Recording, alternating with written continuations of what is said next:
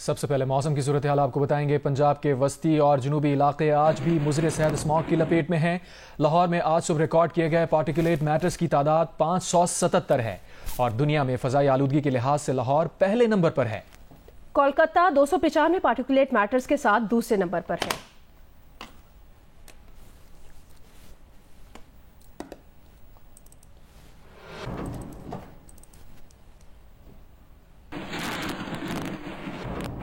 ملتان اور اس کے گرد و نواح میں اسموگ کی شدت میں روز بروز اضافہ ہو رہا ہے، جو شہریوں کے لیے مشکلات کا باعث بن رہا ہے۔ مزید بتائیں گے جیو نیوز کے نمائندے عمران چودھری۔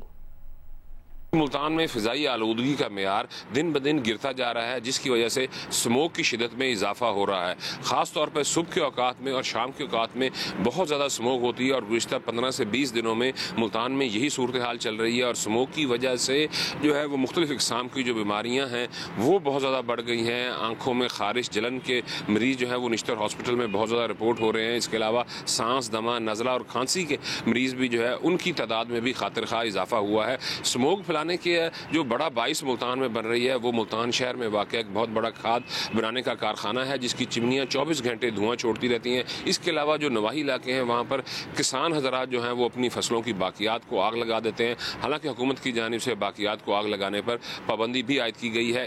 اس کے علاوہ جو پبلک ٹرانسپورٹ ہے یا سڑکوں پہ چلنے والی دیگر پرائیویٹ گاڑیاں بھی ہیں، ان میں سے بیشتر ایسے ہیں جن کی جو ہے وہ بہت زیادہ دھواں چھوڑتی ہیں، تو ان کے خلاف بھی خاطر خواہ کارروائی نہیں کی جا رہی۔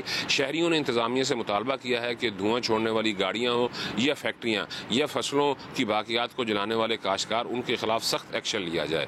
جی لاہور ہائی کورٹ نے شہر کے گرد و نواح میں دھواں چھوڑنے والی گاڑیوں کے خلاف کریک ڈاؤن کا حکم دیا ہے۔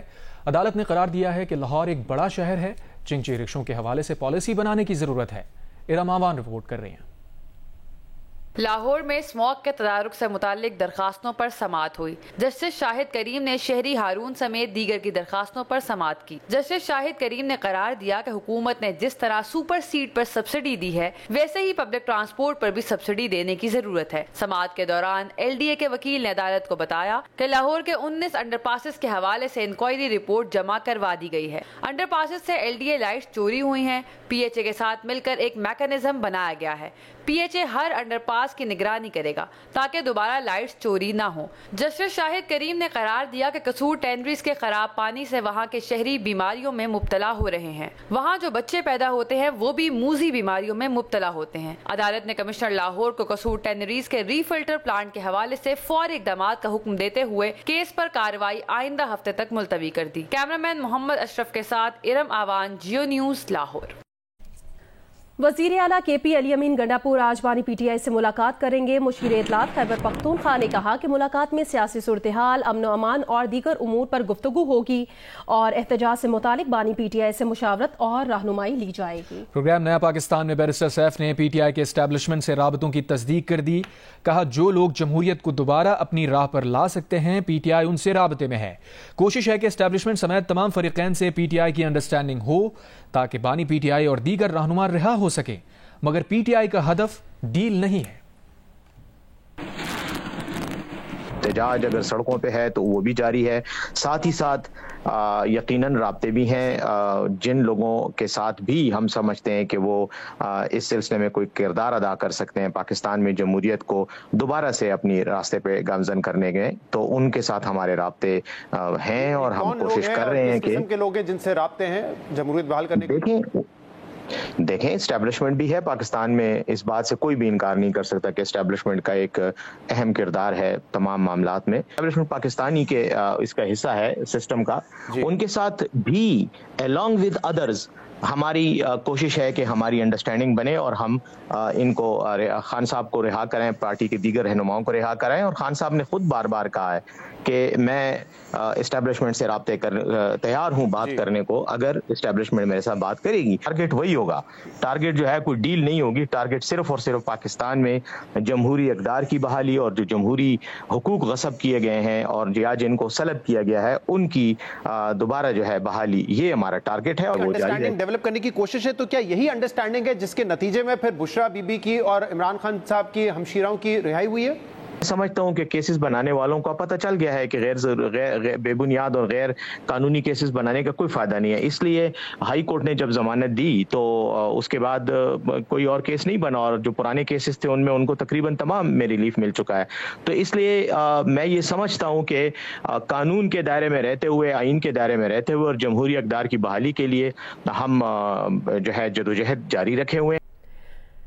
मुस्लिम लीग नून के सेनेटर तलाल चौधरी ने कहा कि पीटीआई का एहतजाज कामयाब नहीं हुआ, वो अपने तमाम अहदाफ में नाकाम हो चुके हैं। जियो न्यूज़ के प्रोग्राम आज शाहजेब खानजादा के साथ में बात करते हुए उन्होंने कहा कि पीटीआई अब बात ट्रंप तक ले आई है कि ट्रंप आएगा तो छुड़ाएगा। इमरान खान साहब खामोश हो गए हैं, बुशरा बीबी रिहा हो गई हैं, वो हमारे कारकुन भी रिहा हो रहे हैं, डील हमारी कोई नहीं है, एक अंडरस्टैंडिंग जरूर हो गई है। उनकी अंडरस्टैंडिंग आपकी मिसअंडरस्टैंडिंग में तो नहीं बदल जाएगी। ये हार चुके हैं और लड़ाई बड़ी लंबी हुई है। ये अदम एतमाद से शुरू हुई, इन्होंने तहरीक उस वक्त शुरू की, उसके बाद आर्मी चीफ को रोकने के लिए उसकी अपॉइंटमेंट लॉन्ग मार्च किया, नाकाम हुए। इलेक्शंस अपनी मर्जी से, असेंबलियां तोड़ के अपनी मर्जी से करवाने की कोशिश की, वो वक्त पे हुए। 9 मई की बगावत हुई, वो नाकाम हुई। अब तो बात आ गई है ट्रंप तक कि वो आएगा तो वो हमें छुड़ाएगा। और बात ये है कि सियासी तौर पर ना ये इनकलाब ला सके और ना कोई इतनी बड़ी रेजिस्टेंस या तहरीक चला सके। और पॉलिटिकली भी हम कॉन्फिडेंट है 26वीं तरमीम के बाद कि उनके वो तमाम अहदाफ जिससे नाकाम होने के बाद वो मायूस हैं, टूट फूट का शिकार हैं। अंदर इनके बहुत डिवीजन है, बहन कुछ कहती है, भाभी कुछ कहती है, केपी के ग्रुप कुछ कहता है, लाहौरी ग्रुप कुछ कहता है। इसलिए ये इस वक्त मायूस भी हैं। हुकूमत कॉन्फिडेंट है, अदारे साथ खड़े हैं और ये हम समझते हैं कि ये आज तक की कामयाबी, पॉलिटिकल स्टेबिलिटी, ये अदारों की मुआवनत से, उनकी सोच की कंसिस्टेंसी से और उनके भरपूर जो फैसला है कि पाकिस्तान को अब आगे बढ़ना है, किसी को लाडला नहीं बनाना, उसकी वजह से है। और ये आप देख कोई तब्दीली नहीं आएगी। इंसदाद दहशतगर्दी कानून में तरमीम कौमी असम्बली में पेश कर दी गई। तरमीमी बिल के तहत किसी भी मुश्तबा शख्स को 3 माह तक हिरासत में लिया जा सकेगा। डिप्टी स्पीकर ने बिल मुताल्लिका कमेटी को भिजवा दिया। आसिफ बशीर चौधरी रिपोर्ट करें। इंसदाद दहशतगर्दी तरमीमी बिल 2024 कौमी असम्बली में वजीर कानून आजम नजीर तारर ने पेश किया, जिसे मुतल्लिका स्टैंडिंग कमेटी को भिजवा दिया गया। मुजवजा तरमीम के तहत मुसल्लह अफवाज और कानून नाफिज करने वाले इदारों को मुल्की सलामती, दिफा और अमनो आमा से मुतल्लिक जराइम में मुलविस किसी शख्स को 3 माह तक हिरासत में रखने का इख्तियार होगा। तावान, भत्ताखोरी, टारगेट किलिंग और अगवा से मुतल्लिक जुर्म पर भी 3 माह तक जेर हिरासत रखा जा सकेगा। तरमीम के तहत हिरासत या नजरबंदी के दौरान मुलजिम को शफाफ ट्रायल का हक दिया जाएगा। 3 माह से जायद नजरबंदी आर्टिकल 10A के तहत हो सकेगी। इल्जामात की तहकीकात JIT करेगी। JIT मुसल्लह अफवाज, civil arm forces, intelligence agencies के नुमाइंदों और SP पुलिस पर मुश्तमिल होगी। इंसदाद दहशतगर्दी एक्ट की शिक 11 की झैली शिक 4E में तरमीम वफाकी वजीर दाखिला मोहसिन नकवी की जानिब से लाई गई है। सेनेट की कायमा कमेटी कानून और इंसाफ ने सुप्रीम कोर्ट के जजेस की तादाद 25 करने की मंजूरी दे दी है। अगले मरहले में हाई कोर्ट के जजेस की तादाद बढ़ाई जाएगी। हुकूमती अरकान ने कहा जजेस की तादाद बढ़ाने का मकसद जेर इल्तवा केसेस में कमी लाना है। रिपोर्ट करेंगे हैदर शिराजी। फारूक एच नाइक की जेर सदारत सेनेट की कायमा कमेटी कानून और इंसाफ ने कसरत राय से सुप्रीम कोर्ट के जजेस की तादाद 25 करने की मंजूरी दी। चेयरमैन कमेटी ने कहा सुप्रीम कोर्ट में चीफ जस्टिस के अलावा 24 जजेस होंगे। जमीयत उलमा इस्लाम और पाकिस्तान तहरीक इंसाफ ने जजेस की तादाद बढ़ाने की मुखालफत की। PTI रहनुमा हामिद खान ने कहा कानून साजी के तरीकाकार पर इख्तलाफ है, ये अदलिया की आजादी पर हमला है। मर्जी के फैसले नहीं आ रहे तो जजेस की तादाद बढ़ाई जा रही है।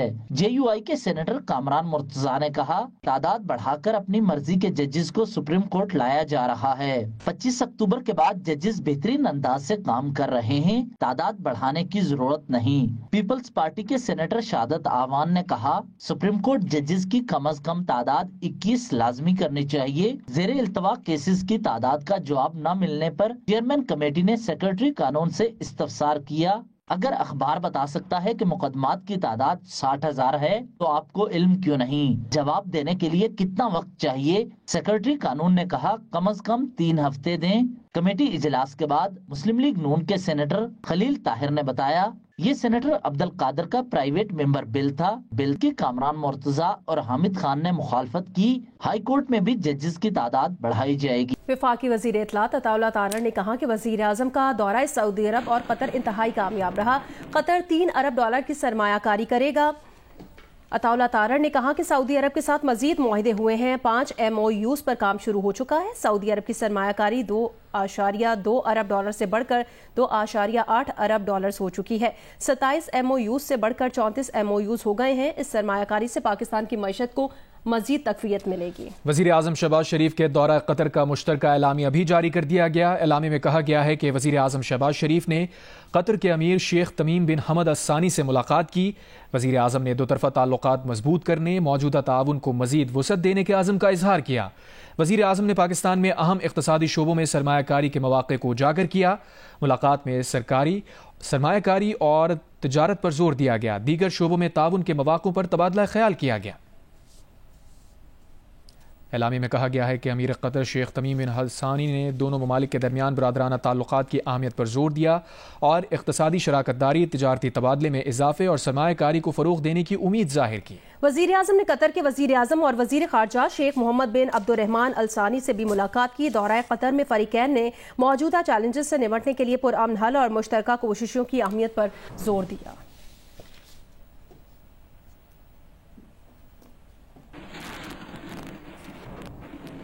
وزیر خزانہ محمد اورنگزیب کی زیر صدارت کابینہ کی اقتصادی رابطہ کمیٹی کا اجلاس ہوا۔ اجلاس میں وزارت دفاع کے لیے $1.8 ارب کی تکنیکی ضمنی گرانٹ کی منظوری دے دی گئی۔ وزارت خزانہ کے اعلامیہ میں کہا گیا ہے کہ رقم صدر مملکت اور وزیر اعظم کے سرکاری دوروں کے لیے استعمال ہونے والے 2 VVIPs جہازوں پر خرچ کی جائے گی۔ فنڈ دونوں VVIP طیاروں کے انجن کی مرمت کے لیے مختص کیا گیا ہے۔ ECC نے وزیر اعظم آفس اور سٹاف کالونی کے لیے 25 کروڑ 27 لاکھ روپے کی تکنیکی گرانٹ کی منظوری دی ہے۔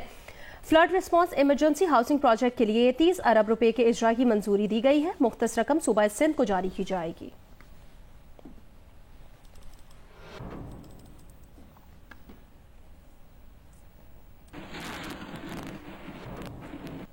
گجرانوالہ کا DHQ اسپتال 11 ماہ بعد دوبارہ فعال ہو گیا۔ اسپتال آنے والے شہری علاج معالجے کی سہولیات ملنے پر جہاں خوش ہیں، وہیں پرانی عمارت کی جگہ خوبصورت اور state of the art building دیکھ کر حیران بھی ہیں۔ مزید بتا رہے ہیں نمائندہ جیو نیوز رانا انصر۔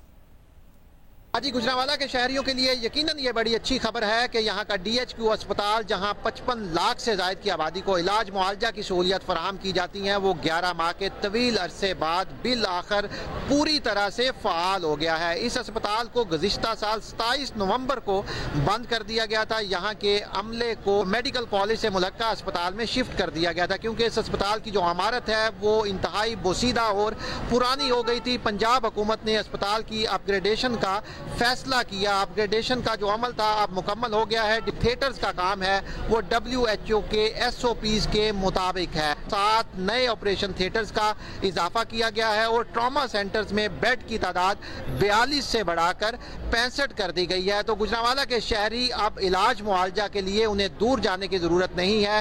DHQ اسپتال میں تمام شعبے پوری طرح سے فعال ہیں۔ جی کرکٹ کی پہچان عظیم کرکٹر ظہیر عباس PCB گورننگ بورڈ کا حصہ بن گئے ہیں۔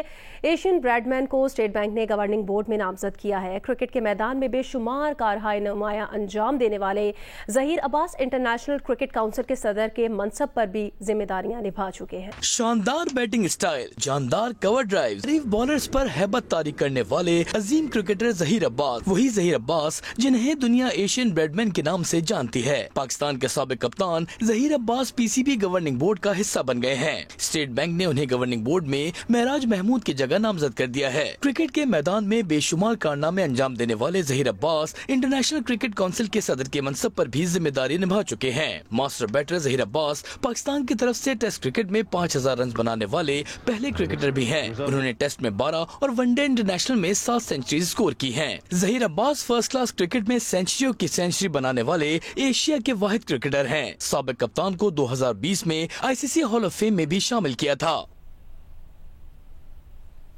آسٹریلیا میں وائٹ بال سیریز کے لیے پاکستان کرکٹ ٹیم کی تیاریاں جاری ہیں۔ قومی کھلاڑیوں نے آج بھی میلبرن کرکٹ گراؤنڈ میں بھرپور ٹریننگ کی۔ کھلاڑیوں کا فوٹو شوٹ بھی کیا گیا۔ पाकिस्तान और ऑस्ट्रेलिया के दरमियान पहला वनडे इंटरनेशनल पीर को खेला जाएगा। व्हाइट बॉल स्क्वाड में शामिल क्रिकेटर्स दो ग्रुप में मेलबर्न पहुंचे थे। जुम्मे की ट्रेनिंग की खास बात यह थी कि तमाम पाकिस्तानी खिलाड़ियों ने वहां पहुंचने के बाद पहली मर्तबा कप्तान मोहम्मद रिजवान की क़यादत में ट्रेनिंग सेशन में हिस्सा लिया। पहले खिलाड़ियों ने एक्सरसाइज की, फिर फील्डिंग ड्रिल्स में हिस्सा लिया।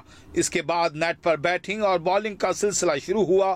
फास्ट बॉलर हारिस, शाहीन शाह अफरीदी, नसीम शाह और मोहम्मद हसनैन ने पूरे रिदम के साथ बॉलिंग की। बैटर्स ने भी जमकर बैटिंग की। इस दौरान अजहर महमूद बैटर्स को टिप्स देते दिखाई दिए, जबकि वाइट बॉल के हेड कोच जैसन ग्लिस्बी भी खिलाड़ियों को प्रैक्टिस कराते नजर आए।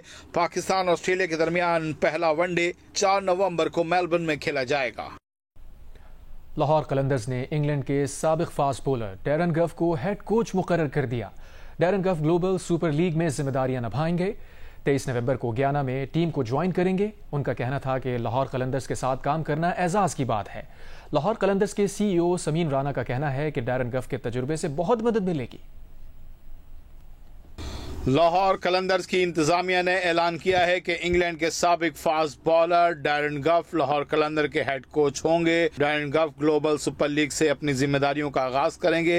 हेड कोच लाहौर कलंदर डैरन गफ का कहना है कि लाहौर कलंदर के साथ जुड़ना और काम करना एजाज की बात है। लाहौर में प्लेयर्स डेवलपमेंट प्रोग्राम के दौरान लाहौर कलंदर की मामलत कर चुका हूँ। अब लाहौर कलंदर के साथ काम करने का मुंतजिर हूँ। लाहौर कलंदर के समीन राना का कहना है कि पुरजोश अंदाज में डैरन गफ को खुशामदीद कहते हैं। इनके तजर्बे से हमारी बुनियाद को मजीद मजबूत बनाने में बड़ी मदद मिलेगी। डैरन गफ 23 नवंबर को गयाना में स्क्वाड को ज्वाइन करेंगे। ग्लोबल सुपर लीग का गयाना में आगाज 26 नवंबर से होगा। लाहौर में 12वें inter schools and inter colleges games का इफ्तिताह कर दिया गया। खेलों में तालीमी इदारों के 15,000 से ज्यादा खिलाड़ी हिस्सा ले रहे हैं। सूबाई वजीर तालीम राना सिकंदर हयात ने खेलों का इफ्तिताह किया। रिपोर्ट करेंगे सुहेल इमरान।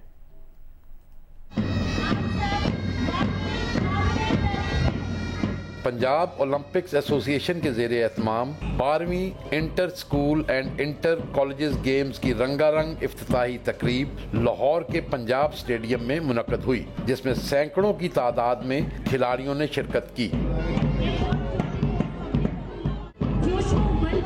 स्कूलों के तलबा और तालबात ने मार्च पास्ट किया, डिसिप्लिन का मुजाहरा करने का हल्फ दिया। इस मौका पर मुख्तलिफ स्कूलों के बच्चों और बच्चियों ने मुख्तलिफ परफॉर्मेंसेस का मुजाहरा करके समा बांध दिया।